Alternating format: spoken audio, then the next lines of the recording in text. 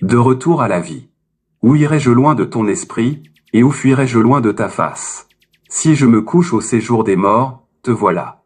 Psaume 139 versets 7 et 8. Kristen demeure à quelques pâtés de maison à peine de la voie ferrée qui a changé sa vie à jamais. En regardant par la fenêtre de son salon, elle peut voir les rails du Wisconsin Central Railway qui traversent le centre du village. C'est une ligne de transport de marchandises très utilisée, qui reçoit également les trains de banlieue faisant la navette entre Antioche, en Illinois, et le centre des affaires de Chicago. Si elle n'est pas près de la fenêtre, Kristen peut entendre le faible sifflet du train et son roulement régulier. Étonnamment, ces rappels constants ne la dérangent nullement. Elle est forte et adopte une attitude philosophique au sujet de toute sa mésaventure. Elle a maintenant 27 ans, et ses 17 ans sont loin derrière elle. Quelques années auparavant, elle était déprimée et ses parents ne savaient que faire. Elle avait souffert de la mort de sa grand-mère, du suicide d'une bonne amie et de 2 autres pertes.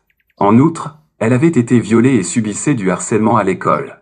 Quand le stress est devenu insupportable, son corps a réagi. Kristen a commencé à vomir chaque jour et à s'effondrer intérieurement. Des conseillers lui ont offert d'aimables réprimandes et des antidépresseurs qui ne l'ont pas beaucoup aidé.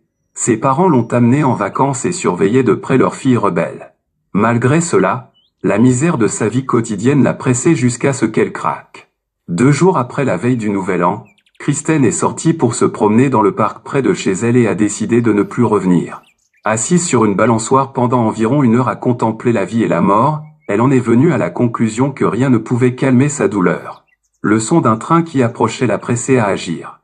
Sans l'avoir prémédité, elle s'est rendue à la voie ferrée, s'est étendue dessus, face contre terre, les poings serrés et les yeux fermés, et a attendu la fin. 55 wagons de marchandises ont roulé sur son corps. Selon les lois de la physique, elle aurait dû être aspirée, puis tirée dans le châssis métallique du train, mais elle se souvient clairement qu'une force puissante l'a projetée au sol. Et elle se rappelle avoir entendu le chant « Grâce infinie ». Elle a pensé qu'il indiquait clairement qu'elle était au ciel. Mais après le passage du train, elle s'est assise abasourdie, puis a regardé ses jambes à environ 3 mètres d'elle. Les espadrilles toutes blanches qu'elle avait reçues en cadeau pour Noël confirmaient que c'était bien ses jambes. Incapable de saisir l'information que ses yeux enregistraient, Kristen s'est étirée pour toucher l'endroit où ses jambes devaient être et a ramené sa main couverte de sang. C'est alors qu'une douleur inimaginable lui a traversé le corps. Consciente de l'horrible réalité de sa situation, elle a commencé à appeler sa mère comme un petit enfant le ferait. Mais sa mère ne l'entendait pas.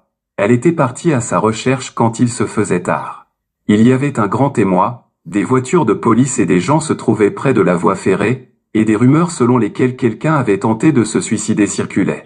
Luttant pour se débarrasser de sombres pressentiments, la mère de Kristen a parlé à un agent de police au sujet de la disparition de sa fille. Lorsqu'il lui a donné une description de la victime, elle s'est précipitée à l'hôpital. Même si Kristen avait perdu plusieurs litres de sang, elle est demeurée consciente durant toute l'épreuve jusqu'à ce qu'un médecin la mette plus tard sous sédatif pour la première de nombreuses chirurgies. Elle se rappelle le visage d'un pompier qui la regardait droit dans les yeux et de sa main qui lui dégageait le front de ses cheveux. Elle se souvient de l'ambulance, de la chambre d'hôpital, du regard des gens, surtout celui de sa mère. Elle se souvient aussi de fragments de conversation avec des médecins et des visiteurs. « Je suis si heureuse que nous t'ayons trouvé, trésor. Mais ils ont coupé mes nouveaux vêtements, maman. C'est ok, chérie. Nous en achèterons de nouveaux. Est-ce que je vais survivre? Peut-être. Nous en saurons davantage bientôt. J'ai perdu mes jambes. Tu n'as pas besoin de tes jambes. Tu vas te débrouiller sans elles. » Les 3 années suivantes ont été très difficiles pour Kristen. Au début, elle ne pouvait pas accepter le fait qu'elle avait tenté de se suicider. Des amis et la famille l'entouraient et lui procuraient tout ce qu'ils pouvaient pour lui rendre la vie normale. Au cours de sa première sortie à l'église, une femme qu'elle n'avait jamais rencontrée s'est avancée vers elle et lui a dit « C'est une bonne chose que tu ne sois pas morte, car tu serais allée en enfer. » C'était peut-être un reste du choc ou le fait qu'elle avait subi trop de traumatismes, mais Kristen a choisi de laisser cette déclaration déclencher une quête en elle. Sachant que, logiquement parlant, elle aurait dû mourir, elle a commencé à réfléchir sérieusement à ce qui lui serait arrivé si elle était morte. Un jeune séminariste à la voix douce a contribué à la diriger vers des réponses qui semblaient vraies. Il lui a dit que Dieu l'avait créée pour passer l'éternité avec lui, ainsi que nous tous, mais que le péché l'avait séparée de lui, et que c'est la raison pour laquelle Jésus est mort pour elle. Il lui a expliqué que Christ est mort pour chacun de nous, qu'il a subi le châtiment pour nos péchés pour que nous soyons pardonnés, mais que nous devions choisir d'accepter son don précieux.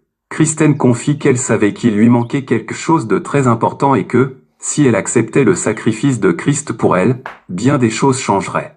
Ce soir-là, brisée et humble, elle s'est assise sur le plancher de la salle à dîner chez ses parents, et a fait une prière simple. Elle a dit à Dieu qu'elle reconnaissait ne pas avoir le droit de s'enlever la vie et elle l'a invité dans son cœur. Pour la première fois, 3 mois après avoir perdu ses jambes, elle s'est vraiment sentie pardonnée et libre. Tandis que le combat contre des pensées suicidaires et la dépression se poursuivait, chaque jour Kristen s'approchait de Dieu.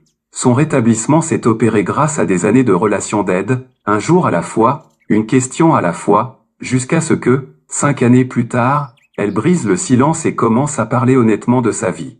Elle a gravi cette montagne, et des milliers d'autres, en apprenant à marcher spirituellement. Quand Dieu lui a demandé de dépendre de lui plus que de ses amis et de ses médecins, elle l'a fait. Quand il l'a invitée à être son amie, elle a accepté. Et quand il l'a dirigée à aller au collège et à l'université, avec enthousiasme, elle a poursuivi ses avenues. Kristen dit qu'elle n'a plus besoin de ses jambes, qu'elle est complète même si elle les a perdues. Honnêtement, être dans un fauteuil roulant ne me dérange pas. J'ai appris à vivre sans mes jambes, et ma vie s'en trouve grandement améliorée, raconte-t-elle. Au début, à part savoir comment elle se débrouillerait sans ses jambes, sa plus grande crainte était ce que les autres penseraient d'elle. Je peux me déplacer dans mon fauteuil roulant, poursuit-elle. Dieu m'a beaucoup enseigné dans ce fauteuil, beaucoup sur la vie et sur moi. Quand j'ai perdu mes jambes, j'ai trouvé ma valeur en lui. Il m'a montré combien je suis spéciale, combien je suis belle, et combien il me voit différemment de la manière dont je me vois. Je n'ai pas besoin de mes jambes pour déterminer qui je suis. Kristen explique que Dieu a utilisé sa douleur pour l'amener au point où elle se trouve maintenant. Comment ne pourrais-je pas être heureuse en considérant le changement qu'il a opéré dans ma vie? Aujourd'hui, 10 ans après sa tentative de suicide, Kristen consacre son temps à aider les autres qui se trouvent dans la même condition où elle a déjà été. Des statistiques révèlent que 18% des adolescents pensent sérieusement au suicide ou tentent de se suicider. Et les chiffres ne sont guère meilleurs dans les foyers chrétiens. Diplômée du Moody Bible Institute, Kristen a fondé Reaching You Ministry, un organisme qui aide ceux qui luttent avec la dépression et le suicide. Je ne veux pas attendre que les gens soient suicidaires, affirme-t-elle. Je veux les aider maintenant, avant qu'ils en arrivent là, pendant qu'ils combattent le découragement et la dépression. Même si elle ne peut pas marcher, Kristen a voyagé dans tout le pays pour raconter son histoire et encourager les gens. Elle a été invitée aux émissions télévisées Oprah Winfrey Show et Larry King Live. Elle a conduit seule, de l'Illinois jusqu'au Montana, pour rencontrer des gens. Elle a publié un essai et accordé des entrevues à de nombreux médias partout aux États-Unis. Sa joie est radieuse et contagieuse. Elle n'a pas encore 30 ans, mais la sagesse qu'elle partage avec les autres lui confère une autorité absolue.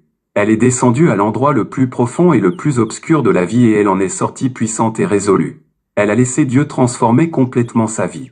Il est étrange que les profondeurs de la solitude aient amené Kristen à une telle renommée. Mais sa vie est toujours simple. Elle s'assoit près de la fenêtre dans la maison où elle a grandi et accorde une entrevue à la presse. Le train passe à l'heure prévue. Elle s'arrête et demande à un journaliste qui a les yeux mouillés s'il va bien.